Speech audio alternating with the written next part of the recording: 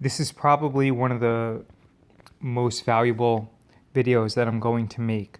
So I know that a lot of people are overwhelmed with information, and I would highly recommend that you save this video and either internalize the message that I'm going to convey or refer back to this video every 3 months or so in order to reinforce the information. So first I want to go over the trades that expired today. We had 4 contracts of BlackRock. The strike on that was I think it was 395. Next, we had the calls on Electronic Arts. Then we had 5 puts on Facebook. The strike was around 146 or 146 and a half.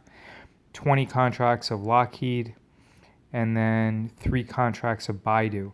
Then we get into the trades that we made yesterday.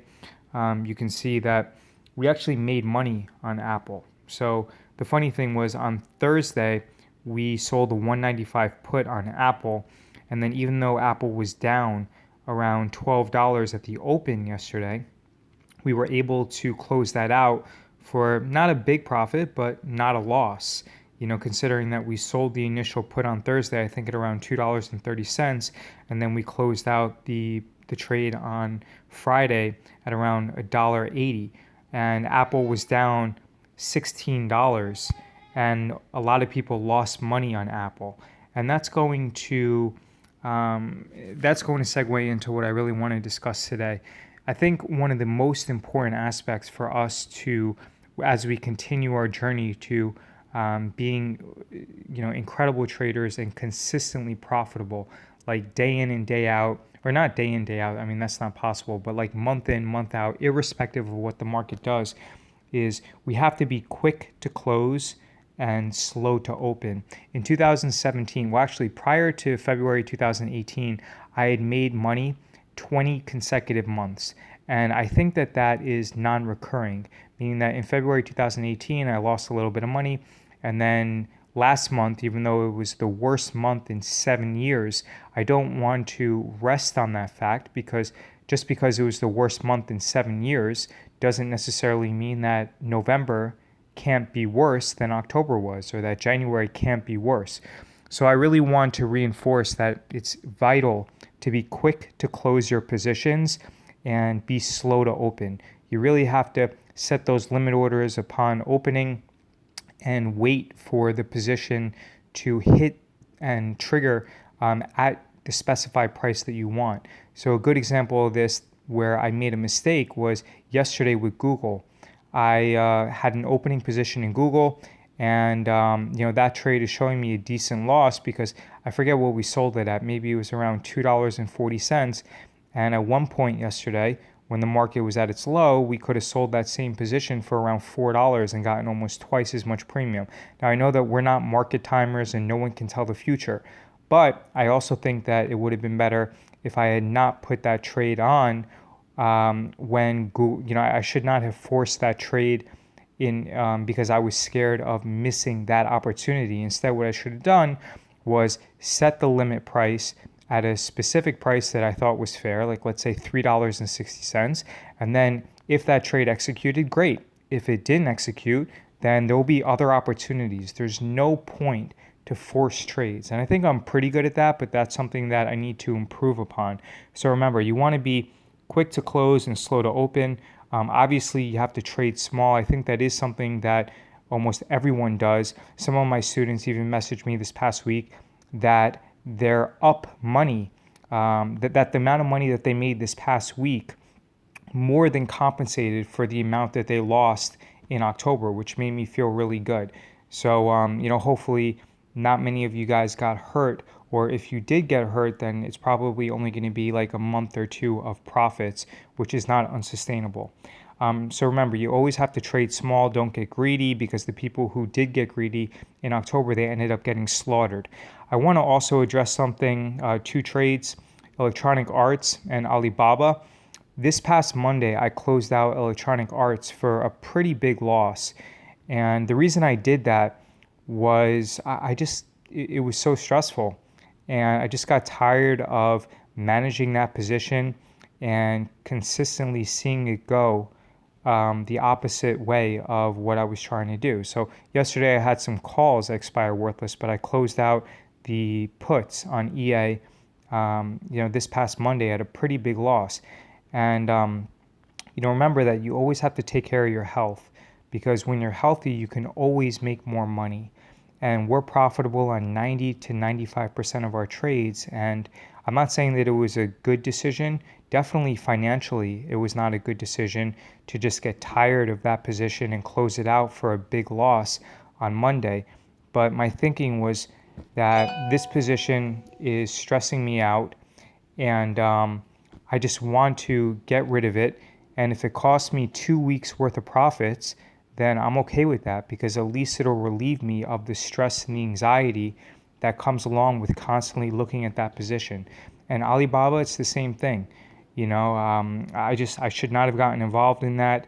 And actually, I'm going to address that later on. But the point that I'm trying to make is that you should definitely not underestimate the stress and the emotional toll that goes along with trading. October was the worst trading month in 7 years. And you should definitely strive to close out your positions early, especially when volatility is extremely high, because had I closed out positions early and pruned my positions, I never would have been in a situation where I had to close out EA for a relatively large loss. And honestly, I don't even care if I don't even care if EA goes up $20 on, next week. I'm not going to have any regret, because I know that I closed it out at a relative low. I closed it out when EA was trading at around $90 a share. And I'm just so happy that I relieved myself of that position, of that stress, that, I'm okay with that.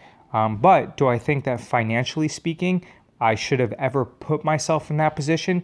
No, I should not have. And that's what this video is about. It's about avoiding placing yourself in those stressful situations where you have positions that you don't want in your account.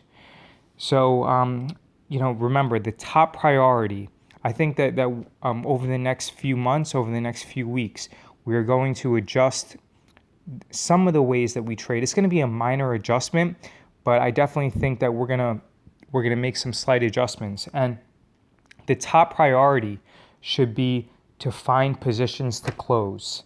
That should be our top priority. We should really make our top priority find positions to close. And I think that one way that we can get in a great habit of doing this, and I challenge everyone to do this, is that, sorry about that, is for every new position that we're putting on, we should close a position. So for example, if we open up a new position next week, we should then scan all our existing positions and then close out another position. So again, if you want, I really want to start building very good habits for everyone. And remember, closing out a position early is a great habit that's going to save you a lot of stress. And we make money on 95% of our trades. The only time that we lose money is when we have a situation like February 2018 or October 2018. If you don't have a great position on, or you have a bad feeling about it, like Alibaba, where you're concerned about Chinese tariffs, just close that position out. Close it out. Don't even bother about rolling or anything like that. If you have a 150 put on in Alibaba, and then Alibaba falls from 160 to 145 in a week, and then 2 days later it's trading at 155, just close it out. Close it out when it's trading the next time it goes up. So what's generally going to happen is Alibaba. Let's say Alibaba was trading, and this happened numerous times. It closed now. I also understand that in July, when Alibaba reported earnings, it spiked up to like 184, and we could have closed out the position then, and that was a mistake. But even recently, we had an opportunity. So if you sold a put and you were short a put at 150, then and Alibaba fell from like 160 to 145. I'm not necessarily encouraging you to close it out at the relative low, but what you could have done is you could have figured, okay, look, Alibaba fell from 160 to 145. There's obviously going to be some type of bounce, right? Meaning like some type of retracement of the losses. So When Alibaba climbed back up to around 155, that's the time that you should have taken off that trade. So if you have a bad feeling about something because you're concerned about the Chinese tariffs or anything like that, and I remember when I made the trade in EA, when EA fell from like 127 to 115, I said, okay, this is probably a bad trade. I have no idea why I did that. That was not smart. And those are the type of trades that I'm not going to make in the future.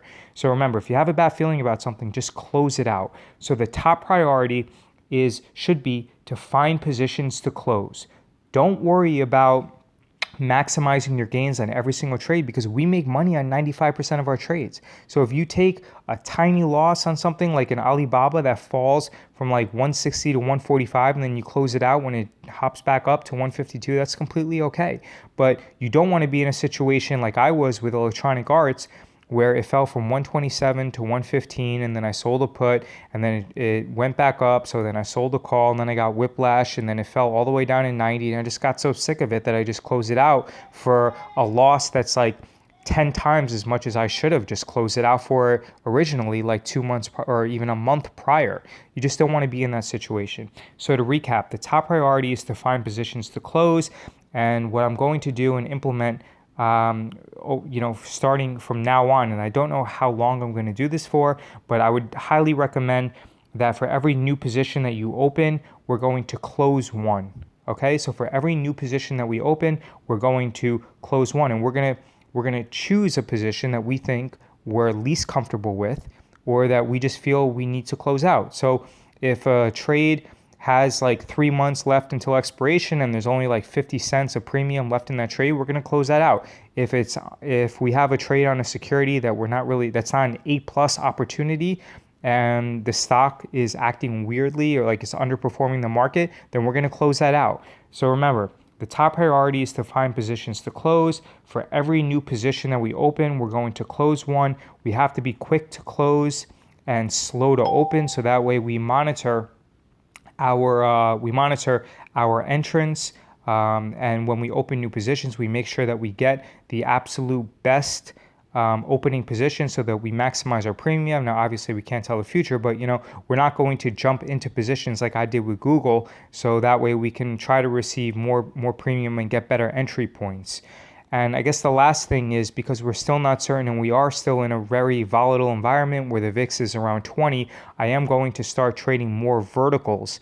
And the reason is that even though I'm not necessarily a fan of verticals, I do think that when you trade verticals now, it does give you some protection against huge drawdowns in the stock market. Like if the market falls 3%, and you trade a vertical, that's okay because it does have a defined risk, and also the put that you buy ends up increasing in price, so it offsets the loss from the short put that you sold.